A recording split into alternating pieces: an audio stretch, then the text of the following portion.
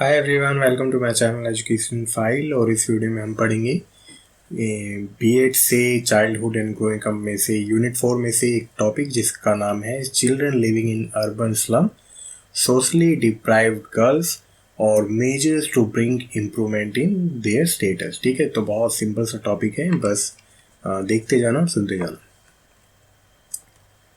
तो देखो, basically slum को कैसे डिफाइन कर सकते हैं। तो स्लम को आपके मन में जो भी विचार आते हैं वैसे डिफाइन कर देना कि highly populated urban residential area होते हैं जो कि डेंसली पैक्ड, जहाँ पे डेंसली पैक्ड हाउसिंग होती है, घर होते हैं, और उनकी जो बिल्ड क्वालिटी है वो उतनी ज़्यादा अच्छी नहीं होती है। ठीक है, तो highly populated urban residential area, फिर densely packed housing and weak build quality.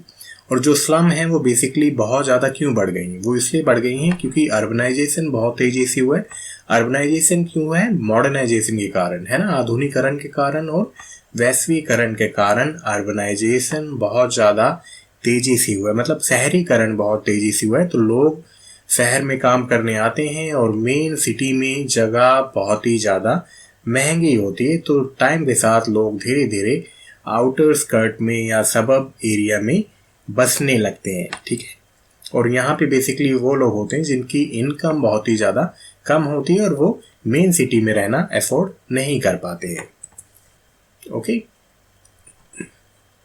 और सबसे बड़ी जो स्लम है वो है औरंगी, कराची, पाकिस्तान में 2.4 मिलियन पॉपुलेशन के साथ। और इंडिया की सबसे बड़ी स्लम कौन सी है? धारावी, मुंबई, जो कि 2 स्क्वायर किलोमीटर एरिया में फैली हुई है। ओके, तो ये बेसिक पॉइंट याद रखना। अब स्लम्स में क्या क्या चीज़ें हो सकती हैं या क्या क्या चीज़ों की कमी हो सकती है वहाँ पे।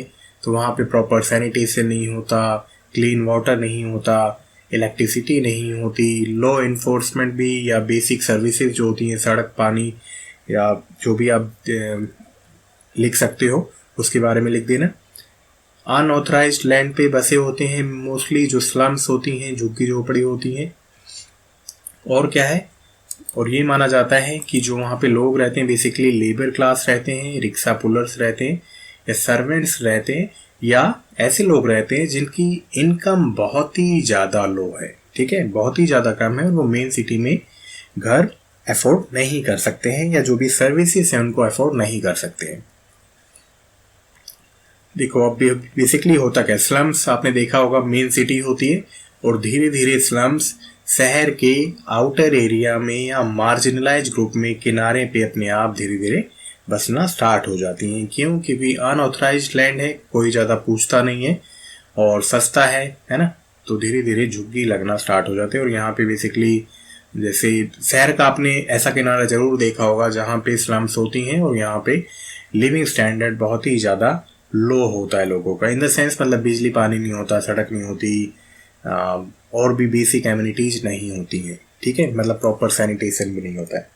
और ये हर एक शहर की कहानी है। मतलब मेन शहर होता है और उसके आउटर में हमेशा झुग्गी झोपड़ी या स्लम्स होती हैं, या ऐसा इलाका होता है जहाँ पे जो लिविंग स्टैंडर्ड है वो कम होता है।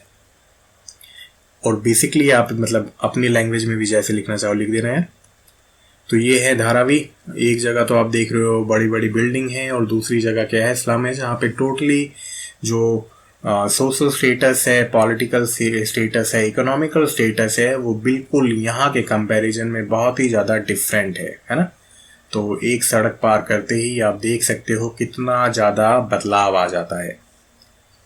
और वो क्यों आता है? क्योंकि सोसाइटी, आसपास की सोसाइटी ही वैसी है। और जब बच्चा वहाँ पे ग्रो करेगा तो वो इन्हीं लोगों से इन्फ्लुएंस होगा। ठीक है, जो भी चीज़ें होंगी वहाँ पे पॉजिटिव नेगेटिव, वो सभी चीज़ों को एक बच्चा अपने अंदर इनकलकेट कर लेगा या उनको एक्वायर कर लेगा।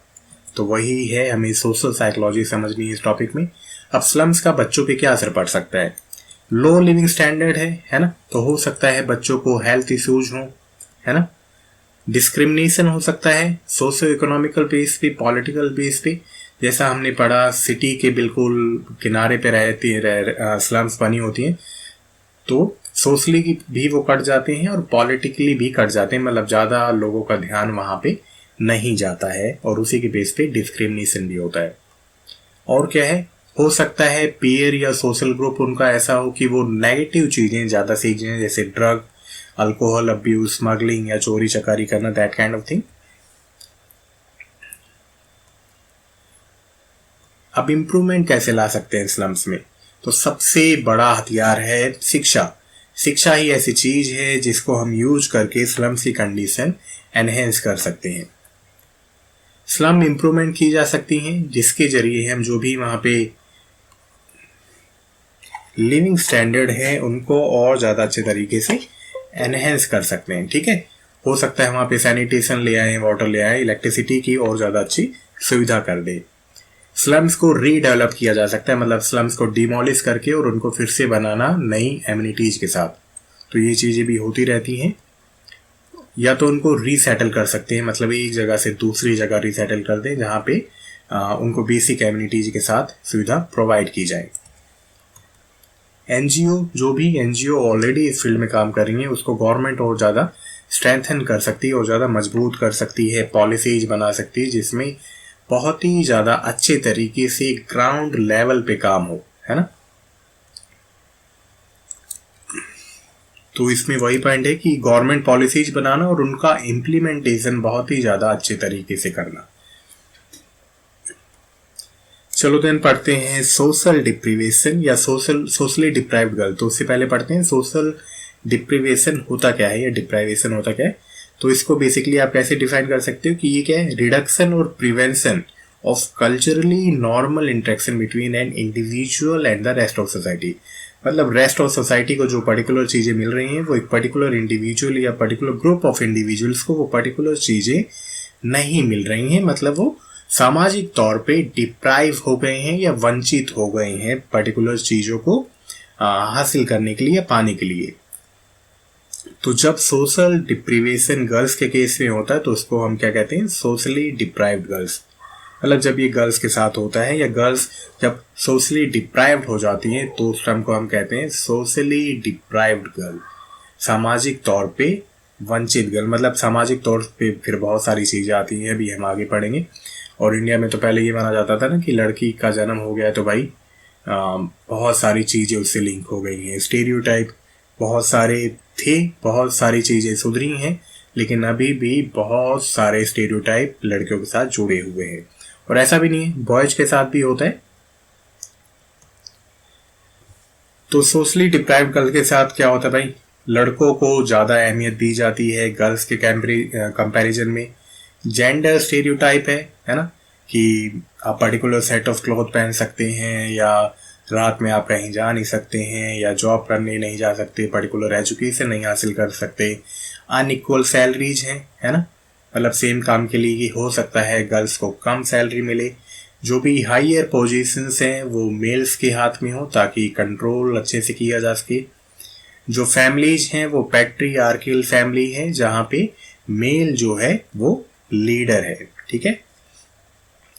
और ये हम पढ़ चुके हैं कि गर्ल्स को आफ्टर सर्टेन टाइम या पर्टिकुलर टाइम के बाद घर से बाहर नहीं जाने दिया जाता। और भी आपको कुछ भी याद आए तो प्लीज़ इसमें लिख देना। और गर्ल्स की कंडीशन सुधारने के लिए क्या क्या कर सकते हैं, हालांकि पुराने टाइम से लेके अभी तक हम बहुत ज़्यादा सुधर चुके हैं। और चीज़ें क्या हो सकती हैं, अवेयरनेस प्रोग्राम चलाए जा सकते हैं, प्रॉपर एजुकेशन देना बहुत ही ज़्यादा ज़रूरी है, जहाँ पे स्टेरियोटाइप, जेंडर स्टेरियोटाइप जैसी चीज़ों को बिल्कुल नेगलेक्ट करना टाइम के साथ। और क्या है, सोसाइटी को बहुत ही ज़्यादा एजुकेटेड होने की ज़रूरत है सोशल रियलिटीज़ को लेके, और जो भी बायोलॉजिकल सेक्स है उसकी रिस्पेक्ट करना, चाहे वो कोई भी काम करते हो। ट्रांसपेरेंसी लाना गवर्नमेंट स्कीम में और पॉलिसीज में, मॉनिटरिंग करना प्रॉपर, इक्वल अपॉर्चुनिटीज प्रोवाइड करना जॉब्स में या जहाँ पे भी पॉसिबल हो सकता है, ताकि गर्ल्स भी अच्छे से आगे आ सके। आजकल तो फिर भी बहुत ज़्यादा सिचुएशंस इम्प्रूव हुई हैं और टाइम के साथ और ज़्यादा इम्प्रूव होंगी। तो इस वीडियो में इतना ही था। बहुत छोटा टॉपिक है, बहुत सिंपल टॉपिक है, बिल्कुल जनरल टॉपिक है। तो मिलते हैं नेक्स्ट वीडियो में। Till then bye bye, take care.